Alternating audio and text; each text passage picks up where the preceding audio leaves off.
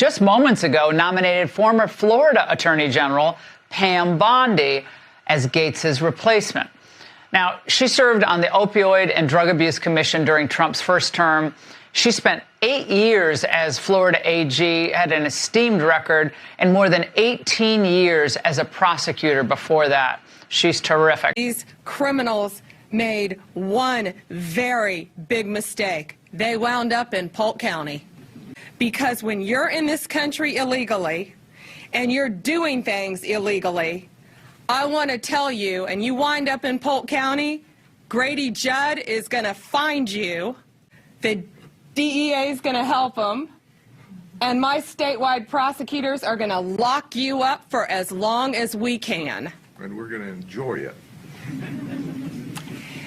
And each of these defendants are looking at 30 years in Florida State Prison for conspiracy. I was a prosecutor for 18 years.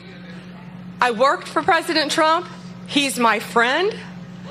And I can tell you he surrounds himself with a lot, all strong, bright, brilliant women. President Trump has been out there fighting for us nonstop.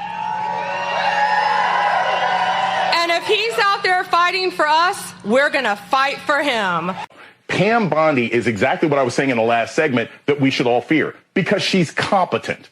We may not agree with her ideologically, but she actually knows how to do this job. So if anyone on the Democratic side or anyone who cared about liberty or justice was thinking, well, maybe Matt Gaetz will screw this up and that'll give us some time. No, Pam Bondi knows what she's doing. She knows what she's doing about immigration. Remember, Florida is one of those states that's been very aggressive about migrants and deportation and moving people to different states and everything else like that. Florida has enacted all sorts of rules and laws to curtail students and what they can do on campuses and finding legal justifications for manipulating education money. She is a dangerous and effective pick, and that's frankly worse than what we would have got with Matt Gaetz, even with the deplorable moral background that he has.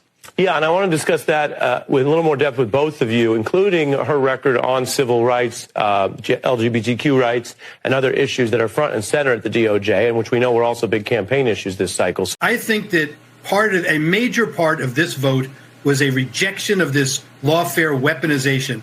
The American people are fair-minded people who want a justice system that reflects integrity, not targeting political opponents to get them out of the election, to use some means other than the ballot. We need a return to normalcy here. This has been the most politicized Department of Justice that I've ever seen, and that's shocking coming from Judge Garland. But when he tried to invoke privilege, for example, on the Robert Hur Biden tape, it's absolutely outrageous for a person to do that. Everything has been politicized. I want to tell you one other thing, though, to tie in with what Katie said. We shouldn't forget that Attorney General Bondi has also fought very hard against the opioid crisis. So she understands the link between health and criminal activity and all of that. So that's another big plus, I think.